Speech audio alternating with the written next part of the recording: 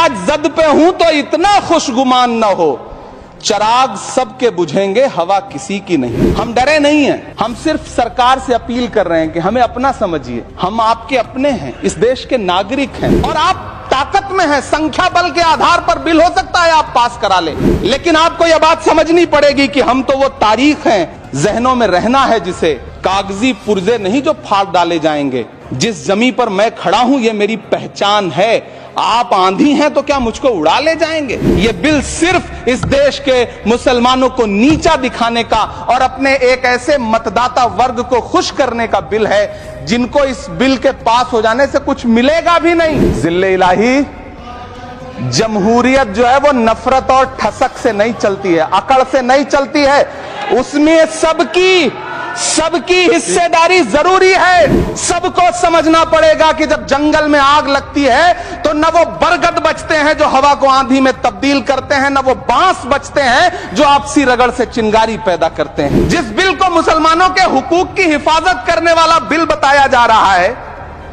उसी को पेश करने के लिए और उस पर बात करने के लिए लोकसभा में भाजपा सरकार के पास एक भी मुस्लिम सांसद नहीं है। जिस वक्फ बिल को मुस्लिम महिलाओं को हक दिलाने वाला बताया जा रहा है, उसे संसद में पेश करने वाली पार्टी के पास न तो राज्यसभा में, न लोकसभा में, न देश की किसी विधानसभा में एक भी मुस्लिम महिला सदस्य नहीं। बस आप कह रहे हैं यह बिल उम्मीद की नई किरण है। नहीं साहब, इसे भले किरण जी लेके आए हैं, लेकिन ये उम्मीद की नहीं बल्कि नाउम्मीदी की किरण है। कल किरण रिजिजू जी कह रहे थे कि रेलवे की जमीनें देश की जमीनें हैं, डिफेंस की जमीनें देश की जमीनें हैं।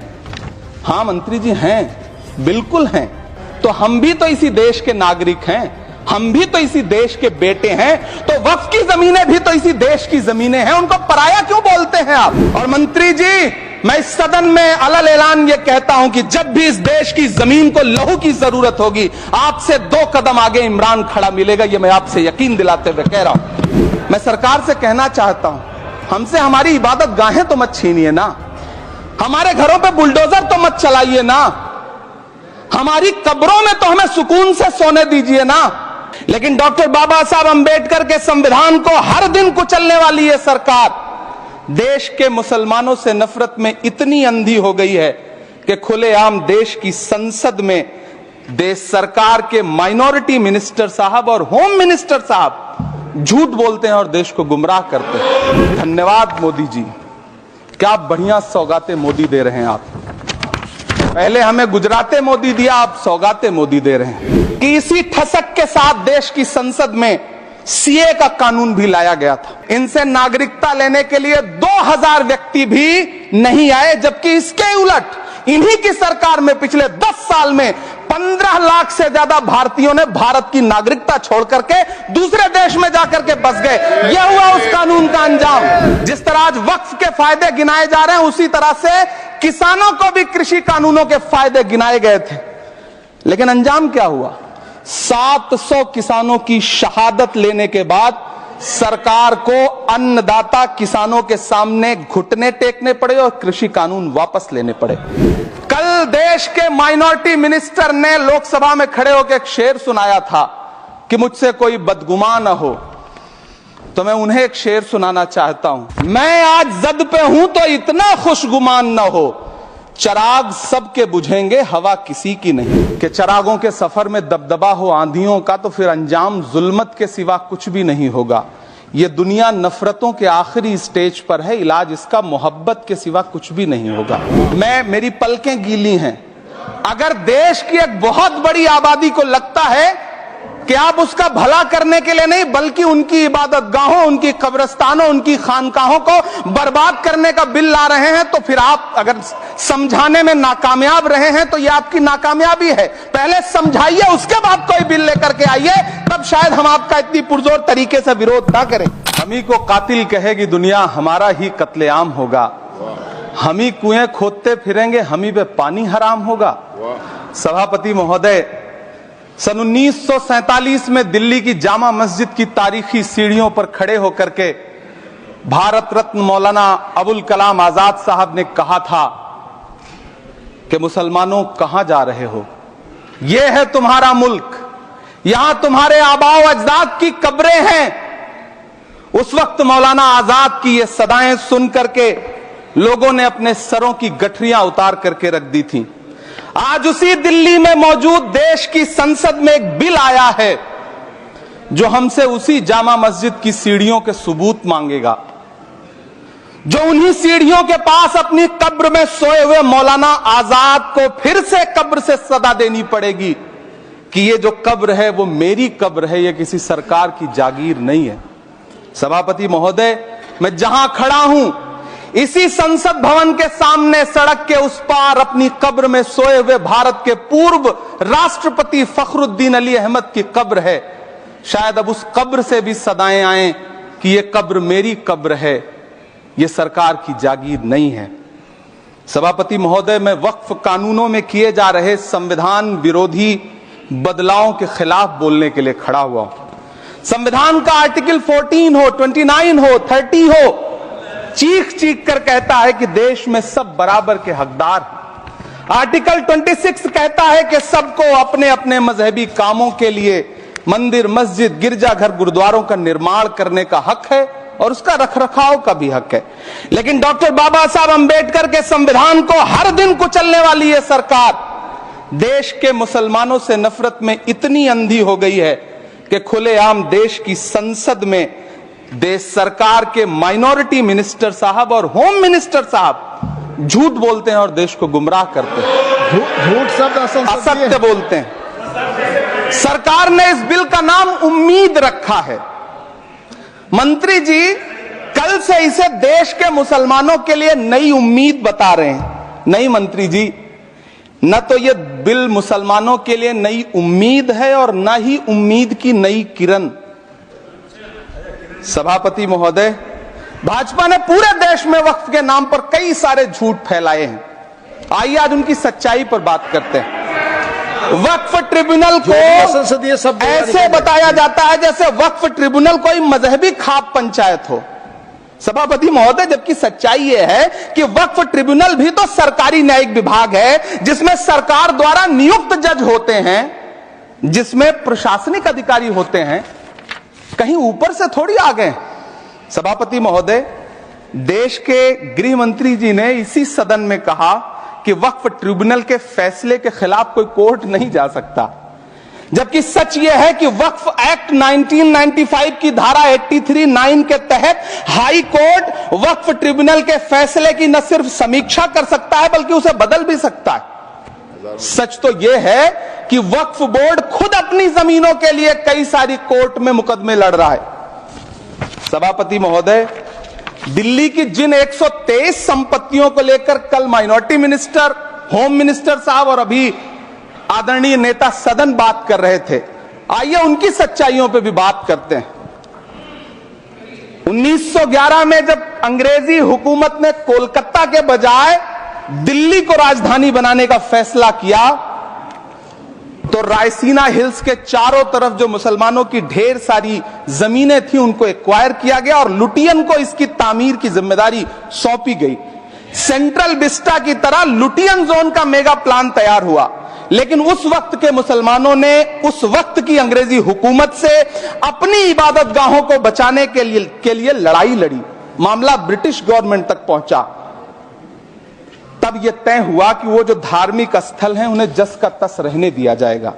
इंडिया गेट के बगल वाली मस्जिद हो, जाप्तागंज, सुनहरी बाग मस्जिद हो, पार्लियामेंट रोड वाली मस्जिद हो, ऐसी 123 संपत्तियों के मैनेजमेंट के लिए 1913 में मुसलमान वक्फ वैलिडेशन एक्ट बना और उसके बाद एक नया शहर बसाया गया जिसे लुटियंस जोन का नाम दिया गया। फिर 1943-45 के बीच एक और समझौता हुआ आजादी से पहले, उसके तहत काफी सारी वक्फ जायदादों को सुन्नी मजलिस औकाफ बनाकर उसके अंडर किया गया ताकि उसकी देखरेख की जा सके। गृह मंत्री जी 2 दिन से सदन में जो बात कह रहे हैं वो दरअसल 123 संपत्तियां उसी सुन्नी मजलिस औकाफ के तहत आती। सभापति महोदय, आजाद भारत आजाद हुआ। आजादी के बाद भारत में 1954 में वक्फ एक्ट लागू हुआ, जिसकी धारा 9 के तहत 1964 में केंद्रीय वक्फ काउंसिल का गठन हुआ। दिल्ली की वही 123 प्रॉपर्टीज को 1970 में सर्वे गजट करके गजट नोटिफाई किया गया। इसके निपटारे के लिए पूर्व प्रधानमंत्री इंदिरा जी के द्वारा 1974 में एक बर्नी कमेटी बनाई गई। बर्नी कमेटी ने 1976 में इन 123 संपत्तियों को दिल्ली वक्फ बोर्ड की संपत्ति होने की रिपोर्ट सौंपी। उस रिपोर्ट के आधार पर 1984 में कांग्रेस सरकार ने उन 123 प्रॉपर्टीज को दिल्ली वक्फ बोर्ड को सौंपने का फैसला किया, जिसके खिलाफ विश्व हिंदू परिषद कोर्ट गई। मामला 2011 तक पेंडिंग रहा। फिर 2011 में कोर्ट ने सरकार को आदेशित किया कि इसका निपटारा करो। तब 2013 में तत्कालीन यूपीए सरकार ने दिल्ली की उन्हीं 123 जायदादों को बर्नी कमेटी की सिफारिशों के मुताबिक वक्फ बोर्ड के हवाले किया। यही वो प्रॉपर्टीज हैं जिनके नाम से गृहमंत्री जी कल से कांग्रेस को कोस रहे हैं। फिर आई 2014 में भाजपा की सरकार, जो तब से इन जमीनों को हड़पने की साजिश कर रही है।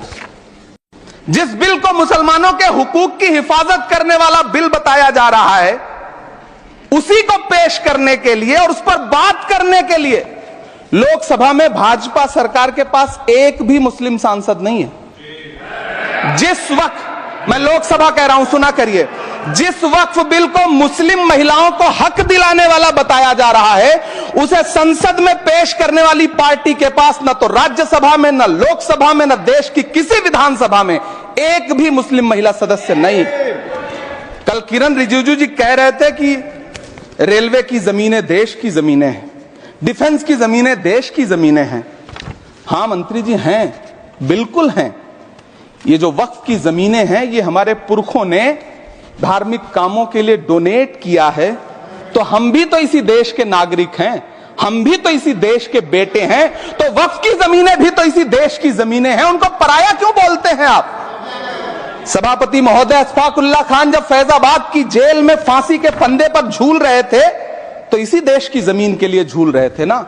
सभापति महोदय, अंडमान की जेल में काला पानी की सजा काटकर अपनी जान देने वाले मौलाना फजले हक खैराबादी हो या शेर खान अफरीदी हो, वो भी तो इसी जमीन के लिए अपनी जान दे रहे थे ना।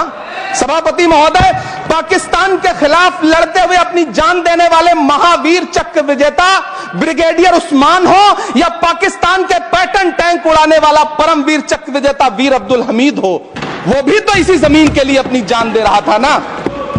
और मंत्री जी, मैं इस सदन में अलल ऐलान ये कहता हूं कि जब भी इस देश की जमीन को लहू की जरूरत होगी, आपसे 2 कदम आगे इमरान खड़ा मिलेगा। ये मैं आपसे यकीन दिलाते हुए कह रहा हूं। सभापति महोदय, मैं सरकार से कहना चाहता हूं, हमसे हमारी इबादत गाहें तो मत छीनिए ना, हमारे घरों पे बुलडोजर तो मत चलाइए ना, हमारी कब्रों में तो हमें सुकून से सोने दीजिए ना। सभापति महोदय, माइनॉरिटी मिनिस्ट्री का बजट कट करके, मुस्लिम बच्चों की स्कॉलरशिप बंद करके अब सरकार कह रही है कि हम वक्फ की आमदनी से गरीब मुसलमानों का भला करेंगे। गुजरात की बेटी बिल्किस के बलात्कारियों की रिहाई के बाद उन्हें माला पहनाने वाली लोगों के नेता ये कह रहे हैं कि यह बिल मुस्लिम महिलाओं को उनका हक दिलाएगा। धन्यवाद मोदी जी, क्या बढ़िया सौगातें मोदी दे रहे हैं आप। पहले हमें गुजराते मोदी दिया, आप सौगाते मोदी दे रहे हैं।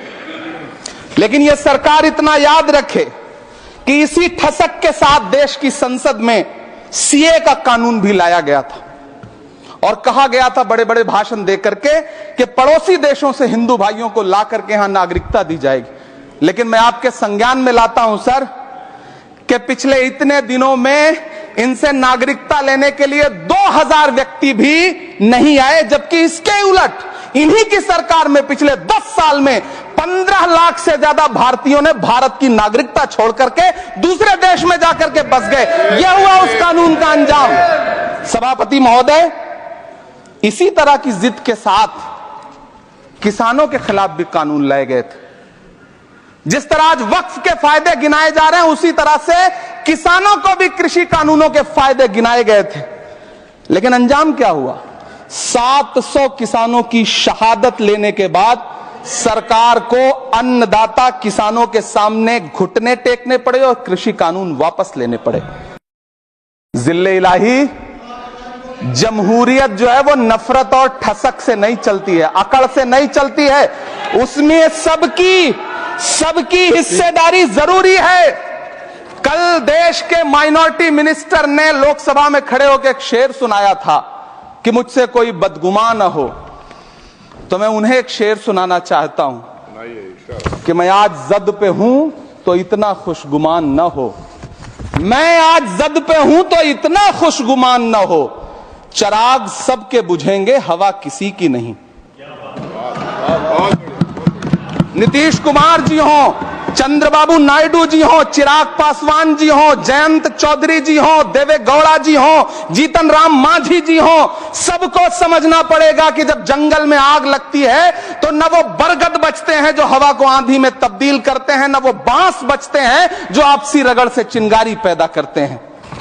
सभापति महोदय, जब देश को मनमोहन सिंह साहब जैसा काबिल प्रधानमंत्री मिलता है तो देश को आरटीआई जैसा एक्ट मिलता है, सेज जैसा एक्ट मिलता है, मनरेगा जैसा एक्ट मिलता है, लिबरलाइजेशन मिलता है, राइट टू एजुकेशन मिलता है, नेशनल फूड सिक्योरिटी एक्ट मिलता है। लेकिन जब देश को सौगातें मोदी मिलती है तो क्या मिलता है? सीए मिलता है, फॉर्म्स लॉ मिलता है, आर्टिकल 370 मिलता है, इलेक्टोरल बॉन्ड जैसा एक्ट मिलता है और वक्फ अमेंडमेंट एक्ट जैसे बिल देश को मिलते हैं। मुझे तो अपने हमवतन भाइयों से पूछना है कि आपको अपने बच्चों की तरक्की, खुशहाली और नौकरी की दरकार है या फिर मुसलमानों की दान की गई जमीनों को लूटकर धन्ना सेठों को देने की साजिश करने वाले कानून की? सभापति महोदय, यह सरकार रात के 3 बजे तक पूरे देश को जगा करके संसद में अपने ही नागरिकों को नीचा दिखाने के लिए वक्फ बिल ला रही थी, तो उधर रात के 1:30 बजे अमेरिका हम पर 26% टैरिफ लगा रहा था। सरकार की प्राथमिकताएं देश को पता। सभापति महोदय, मैं बहुत भावुक हूं आज, और मुझे अच्छा लगा कि आदरणीय नेता सदन जगत प्रकाश नड्डा जी ने बहुत अच्छी बातें भी की, मन से बातें की। क्योंकि उनके नाम में प्रकाश जुड़ा है तो मैं उनमें हमेशा एक रोशनी की किरण देखता हूं। मैं उनके सामने बहुत अदब से यह बात कहना चाहता हूं कि चिरागों के सफर में दबदबा हो आंधियों का तो फिर अंजाम जुल्मत के सिवा कुछ भी नहीं होगा। यह दुनिया नफरतों के आखिरी स्टेज पर है, इलाज इसका मोहब्बत के सिवा कुछ भी नहीं होगा। मैं भावुक हूं, मेरी पलकें गीली हैं। अगर देश की एक बहुत बड़ी आबादी को लगता है कि आप उसका भला करने के लिए नहीं बल्कि उनकी इबादतगाहों, उनकी कब्रिस्तानों, उनकी खानकाहों को बर्बाद करने का बिल ला रहे हैं, तो फिर आप अगर समझाने में नाकामयाब रहे हैं तो यह आपकी नाकामयाबी है। पहले समझाइए, उसके बाद कोई बिल लेकर के आइए, तब शायद हम आपका इतनी पुरजोर तरीके से विरोध ना करें। लेकिन सभापति महोदय, मैं अंत में सिर्फ इतना कहना चाहता हूं कि इस बिल में जो भी पॉइंट्स दिए गए हैं, बॉम्सी पोर्टल देख लीजिए, सरकार का झूठ आपको पकड़ में आ जाएगा। हम डरे नहीं हैं, हम सिर्फ सरकार से अपील कर रहे हैं कि हमें अपना समझिए। हम आपके अपने हैं, इस देश के नागरिक हैं, और आप ताकत में हैं। संख्या बल के आधार पर बिल हो सकता है आप पास करा ले, लेकिन आपको यह बात समझनी पड़ेगी कि हम तो वो तारीख हैं, जहनों में रहना है जिसे, कागजी पुर्जे नहीं जो फाड़ डाले जाएंगे। जिस जमीन पर मैं खड़ा हूं यह मेरी पहचान है। आप आंधी हैं तो क्या मुझको उड़ा ले जाएंगे? आपको यह बात समझनी पड़ेगी। आपको अगर इतना विपक्ष की तरफ से पहले जेपीसी में इतने सारे पॉइंट्स आए और उसके बाद कल से लोकसभा में और राज्यसभा में सुझाव आप सुनने को तैयार नहीं है, लोगों की शंका को दूर करने के बारे में आप बिल्कुल सोच नहीं रहे, बस आप कह रहे हैं यह बिल उम्मीद की नई किरण है। नहीं साहब, इसे भले किरण जी लेके आए हैं, लेकिन ये उम्मीद की नहीं बल्कि नाउम्मीदी की किरण है। और इस देश की एक बहुत बड़ी आबादी इस बात से खदशे में है, शक में है कि आप सीधे उनकी जमीनों को लूट करके धन्ना सेठों को बेचना चाहते हैं। मेरी अब भी आपसे अपील है कि इस बिल को वापस लीजिए। यह बिल कहीं से आपके अपने नागरिकों के लिए अच्छा नहीं है। यह बिल सिर्फ इस देश के मुसलमानों को नीचा दिखाने का और अपने एक ऐसे मतदाता वर्ग को खुश करने का बिल है जिनको इस बिल के पास हो जाने से कुछ मिलेगा भी नहीं। लेकिन आप एक नैरेटिव देना चाहते हैं, एक मैसेज देना चाहते हैं। मेरी आपसे अपील है कि कृपया ये जो सबका साथ सबका विकास का नारा है, इस नारे को रत्ती भर तो चरित्रार्थ कर दीजिए। बहुत बहुत धन्यवाद।